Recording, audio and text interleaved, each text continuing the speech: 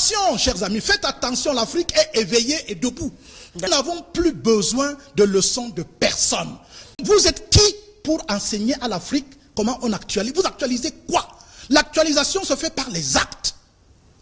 Est-ce que vous n'avez pas chaque jour devant vous l'amour manifesté et incarné? Des personnes que vous torturez n'importe comment et qui vous pardonnent toujours? Qu'est-ce que vous cherchez en fait? Alors je voudrais dire que la religion a trois choses, Nathan. Tu as cité une des choses tout à l'heure fondamentales. Je crois que les gens n'ont pas voulu parler de cela, c'est important. Le ritualisme de la religion africaine. Une religion n'a de sens que si elle a trois choses. Le ritualisme, il y a le message que porte cette religion, et ensuite il y a le symbolisme.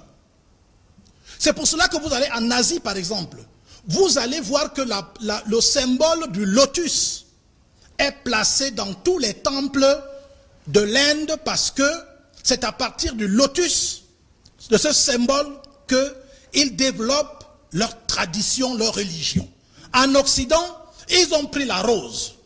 Chez nous, c'est l'oignon, qu'on appelle encore le lys des champs ayang, ou bien la langue, ou l'ilang. C'est comme ça en Afrique. Vous allez actualiser quoi? Bien, je vais encore aller sur le troisième élément concernant le contact avec les ancêtres.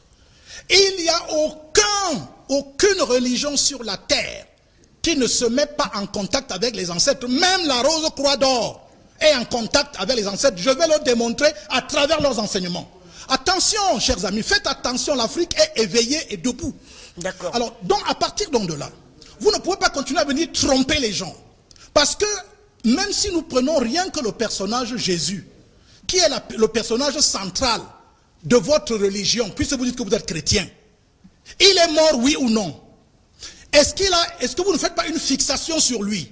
Est-ce que ce n'est pas votre totem? Il est ressuscité quand même.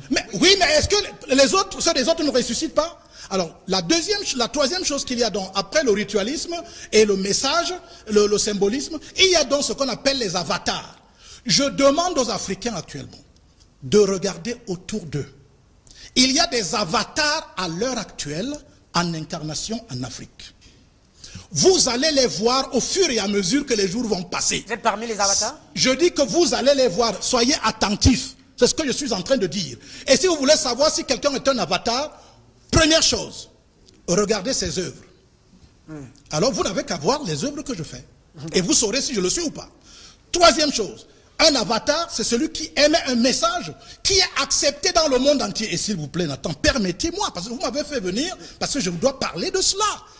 Dans le monde, à l'heure actuelle, il y a un message que Moubitan dispense et des gens dans plus de 25 pays dans le monde viennent au Cameroun pour écouter ce message. Nous sommes dans la religion africaine. C'est de là où nous sommes. Ils viennent pratiquer la religion africaine.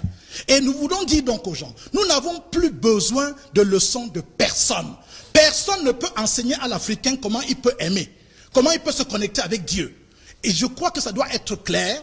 Et désormais, chacun doit prêcher sa chapelle. La semaine prochaine, nous, on est tolérants. Ce que nous allons faire la semaine prochaine, c'est que chacun nous présentera naturellement le mode de pratique de ce qui se passe dans sa chapelle. Et puis, il faut aller visiter aussi ce que chacun fait. Hein. D'accord. Bonsoir, il ne faut pas rester sur les plateaux seulement.